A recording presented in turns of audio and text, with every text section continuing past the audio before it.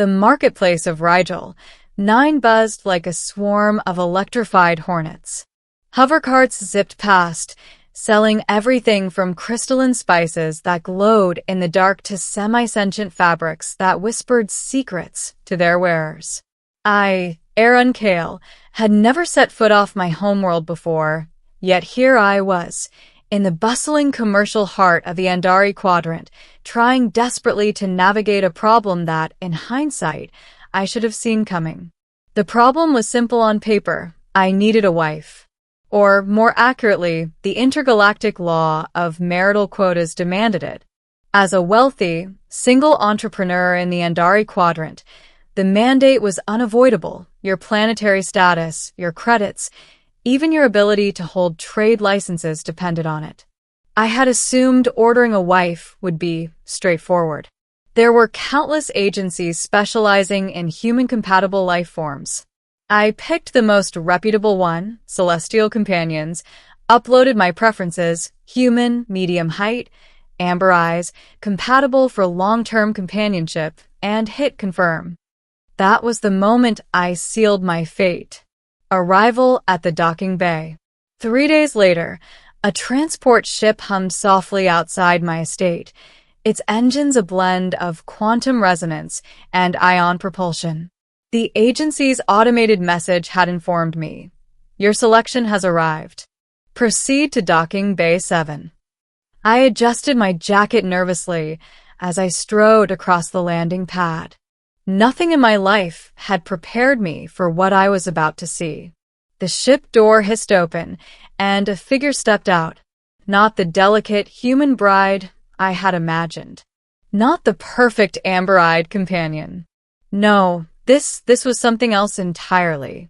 She was tall, well over 6 feet, and her skin shimmered like burnished copper under the sun of Rigel, 9. Her eyes were slitted like a feline's, golden and glowing faintly. She wore a long duster coat and a wide-brimmed hat that shadowed her sharp, angular face. On her hip rested a pair of weapons that looked more like ancient revolvers than futuristic blasters. She tipped her hat, and her voice cut through the air like steel on stone. "Name's Kayla," she said. "You ordered a wife." I blinked. Yes. You. She smirked, spinning one of her pistols in her hand before holstering it. "You didn't say anything about species, partner. I'm your wife, I suppose. For the contract, anyway." The unexpected contract clause.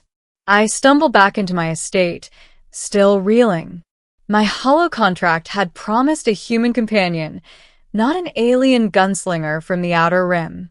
But Kayla was calm, collected, and, oddly, mesmerizing.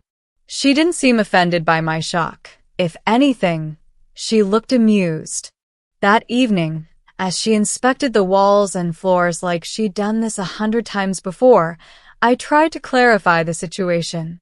I ordered a wife, I said carefully, not this. Kayla laughed, a low, melodious sound that somehow made the hairs on my neck stand on end. "You got me. And I'm all the wife you're gonna get. That agency has a sense of humor, or maybe I'm the only one left in their inventory who hasn't been snatched by some rich human already." I sighed. The contract was binding. There was no way to reverse it without losing my trade licenses and planetary status. My options were clear: accept Kayla, or face a lifetime of bureaucratic hell. And yet, something about her made me hesitate. Her movements were precise, lethal, yet graceful. She exuded an aura of authority and danger. I had read about such beings, outlanders, alien mercenaries who traveled the galaxies as bounty hunters. They were dangerous, unpredictable, and utterly captivating. I had not anticipated how captivating she would be. Learning the ropes. The first weeks were chaotic. Kayla's methods of assisting around the estate included setting off alarms, teaching my servants hand-to-hand combat, and occasionally firing her pistols at malfunctioning drones. I had ordered a wife, not a bodyguard or a personal enforcer. Yet slowly she began to settle in. She learned my habits, my preferences, and even my favorite type of tea, which, surprisingly, she brewed perfectly, despite the complexity of human herbs. One evening, while we were watching the twin moons rise over Rigel 9's horizon, she spoke quietly, almost shyly. "You know," she said, "I didn't choose to come here. But now that I'm here, I'm curious about you, Aaron Kale." Her use of my full name sent shivers down my spine. "Curious?" She tilted her head. "Yeah. Curiosity is dangerous, sure. But it's also exciting. I've killed my share of monsters, survived the Outer Rim's worst, and yet here I am, wondering what it's like to just be." For the first time, I saw her not as an alien, not as a contract obligation, but as a being, vulnerable in her own way, and terrifyingly human in her curiosity. The raid on the estate. Just as I began to accept Kayla as more than a contractual obligation, danger arrived. A group of interstellar pirates, hearing of my wealth and planetary influence, decided to stage a raid. They breached the outer defenses of my estate, their ships casting shadows over the lawns like predator birds. Panic surged through me. I was rich, but not equipped for battle. Kayla, however, moved like lightning. Her duster flared as she ran, pistols drawn, and her shots were precise. Drones exploded in bursts of light, pirate hulls screamed under laser fire, and in moments, the invaders were retreating, nursing more than a few casualties. I stood there, jaw agape. You saved me." Kayla holstered her weapons, dusting off her coat. "I told you I'd protect you. That's part of being your wife, right?" I laughed nervously. "That's not exactly in the contract." She smirked. "Contracts are flexible." That night, as we repaired the damage and counted losses, I realized something important. Kayla wasn't just a wife by legal obligation. She was a partner, someone I could trust with my life. Learning to trust each other. The days turned into weeks, and weeks into months. Kayla taught me about survival, about the intricacies of alien combat, about reading danger before it arrived.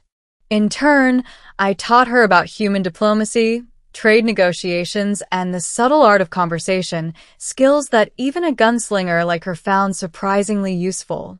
One evening, while we were stargazing on the balcony of my estate, she nudged me gently. "You know," she said, "I didn't think I'd ever stay in one place. I thought I'd keep moving, keep surviving. But here, with you, I feel something I can't quite explain." My heart pounded. "You like it here?" She tilted her head, eyes glinting in the starlight. "I like you here. Not the planet, not this state, you. You make staying worth it." I felt a warmth spread through me, unfamiliar but welcome. For all her alien nature, for all the dangers and chaos she brought into my life, I had grown to care for her deeply. And judging by the way her eyes softened when she looked at me, I wasn't alone. A heist in the Outer Rim. Our peace didn't last long. Rumors reached us of a heist in the Outer Rim, an ancient artifact capable of controlling planetary defense systems, was up for grabs. The syndicates involved were ruthless, and Kayla insisted we intervene. "I'm not just your wife for tea and companionship, Aaron," she said, tightening her holster. "I protect what's mine." We traveled to the Outer Rim aboard her sleek, black starship, the Sable Widow.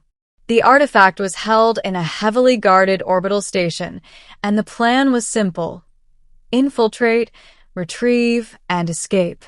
Simple, if not for the lasers, security drones, and a three-headed guardian beast that defied physics. Kayla moved with unmatched precision, dispatching drones and guarding me as I navigated the complex systems. Together, we infiltrated the artifact chamber, only to be confronted by the syndicate leader, a massive humanoid with 4 arms and a voice that rumbled like tectonic plates. "You dare challenge me?" he growled. Kayla stepped forward, gun spinning in a deadly dance. "We don't dare. We do." The battle was intense, each second stretching into eternity. I worked alongside Kayla, hacking control systems and diverting security, while she covered me, her shots precise, her reflexes almost preternatural. Finally, with a final flourish, the syndicate leader fell, and the artifact was secured. The revelation. Back aboard the Sable Widow, Kayla sat across from me, wiping her weapons clean. "You know," she said softly, "I could leave. I could go back to roaming the galaxies. But I don't want to." I reached across, taking her hand, her skin warm, strangely soft despite her alien physiology. "Neither do I. You're more than I ever expected." She smiled, the kind of smile that made stars seem dim in comparison. "And you, Aaron Kale, are more than I expected too."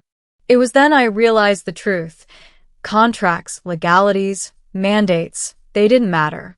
What mattered was the bond we had forged through chaos, survival, and mutual respect. And maybe, just maybe, love could bloom in the most unexpected of circumstances, even between a human entrepreneur and an alien gunslinger. The future together.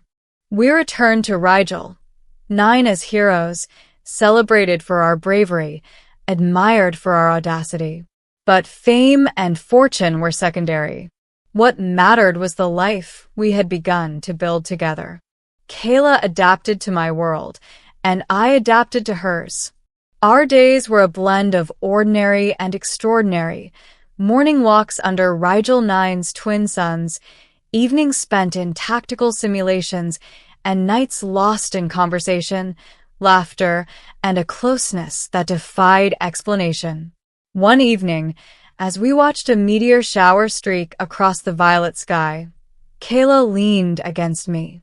"You know," she said, voice soft, "I never thought ordering a wife would turn out like this.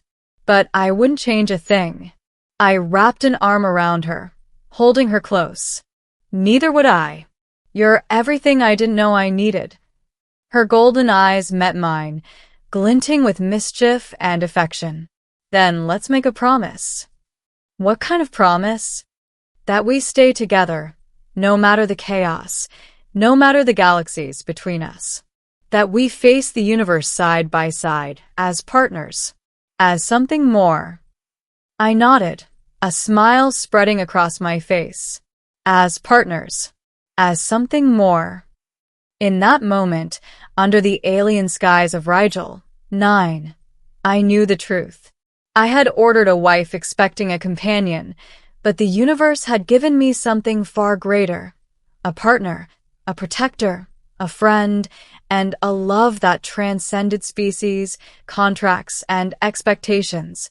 And Kayla, the alien gunslinger who had walked into my life with pistols at her hips and fire in her eyes, chose me, just as surely as I had chosen her. The stars above seemed to shine brighter that night, as if celebrating a love born from chaos, bravery, and the most unexpected of circumstances. Weeks turned into months, and our life together settled into a rhythm neither of us had expected. Kayla, the alien gunslinger who had burst into my life with guns blazing, became not only my wife by contract, but my partner in every sense. She learned to navigate my world of trade negotiations, parties, and legal bureaucracy, while I learned to navigate hers. Alien weaponry, survival tactics, and the sharp-edged wit that kept me on my toes. We began traveling together, exploring the Andari Quadrant, and even venturing into uncharted systems. Kayla loved the thrill of the unknown, while I reveled in the sense of security her presence gave me. Everywhere we went, people stared.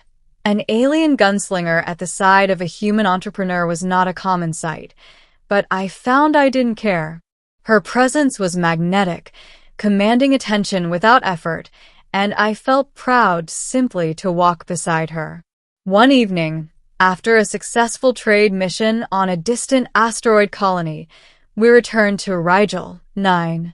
The estate, once our battleground against pirates and rogue mercenaries, had become home. We had rebuilt, fortified, and decorated it together, a testament to our shared strength. Kayla stood on the balcony, silhouetted against the twin moons. I approached her from behind, wrapping my arms around her waist. She leaned back, resting her head against my shoulder. "You know," she said softly, "I could have stayed roaming the outer rim, fighting, surviving. But I chose this. I chose you. I chose us." "And I chose you," I replied, pressing a kiss to her temple. "Not because of a contract, not because the law demanded it, but because I couldn't imagine my life without you." Her golden eyes glimmered with emotion I hadn't seen before, trust, affection, and something deeper, something like love. "Funny," she murmured. "I didn't expect a human life to hold so much adventure or so much warmth." We spent the night on that balcony, watching meteor showers streak across Rigel 9's violet skies. We talked about everything, our pasts, our dreams, and even our fears. Kayla admitted that she had never stayed in one place before. The universe had always been her home. Yet, in that moment, she realized that a person, someone she could trust, could become just as much a home. Months passed. The galaxy threw challenges at us, corporate rivals, bounty hunters, and political conspiracies, but we faced them together. Kayla's combat skills and strategic mind, combined with my negotiation and diplomacy, made us unstoppable. The bond that had begun as a contractual obligation evolved into true partnership, an intertwining of two lives that neither distance nor danger could sever. On a quiet morning, I proposed something neither of us had expected, a formal recognition of our bond beyond the contract. We held a ceremony, not on Rigel 9, but aboard the Sable Widow, her starship, in orbit around a nebula that shimmered with violet and gold. Only close friends and allies attended, humans, outlanders, and a few sentient AI beings who had become part of our extended family. Kayla stood before me, dressed not in ceremonial gowns but in her signature duster and holster. I couldn't help but smile. She was magnificent, utterly herself. "Kayla of the Outer Rim," she said, her voice clear and unwavering. "Choose Aaron Kale. Not because a law commands it, not because a contract binds us, but because my heart knows it to be true." Tears pricked my eyes. "And I, Aaron Kale, choose you. Through every chaos, every battle, every star we chase, I choose you." The moment was simple, profound. We sealed our vows not with tradition, but with a shared understanding that love could transcend species, contracts, and expectations, that it could grow in the unlikeliest of circumstances, and that it could survive even in the most dangerous corners of the galaxy. Years later, the story of the human entrepreneur and his alien gunslinger wife became legend in the Andari Quadrant. Traders, mercenaries, and diplomats whispered about the bond between Aaron Kale and Kayla, the alien gunslinger who had walked into his life with pistols at her hips and fire in her eyes. Yet, behind the tales and the fame, we continued our quiet life together. We explored planets untouched by maps, faced threats that would have terrified lesser beings, and shared countless nights under alien skies. We laughed, we argued, we fought side by side, and we loved fiercely. Kayla, once a lone wanderer of the Outer Rim, had found home in me. And I, once a man bound by law and obligation, had found a love that defied every expectation. One night, as we watched a distant supernova bloom across the horizon, Kayla leaned against me and whispered, I never thought ordering a wife would turn out like this. But I wouldn't change a thing. Neither would I replied, holding her close. You're everything I never knew I needed. Her golden eyes met mine, filled with warmth and mischief, and she said, Then let's make another promise. What kind of promise? I asked. That we face the universe together, through every danger, every joy, every unknown star. That we keep choosing each other, every day, no matter what comes.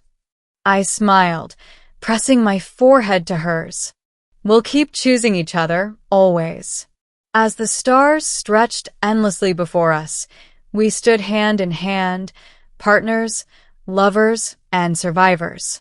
The galaxy was vast, unpredictable, and dangerous, but together, we were unstoppable. And in that infinite expanse of stars and possibilities, our story had only just begun.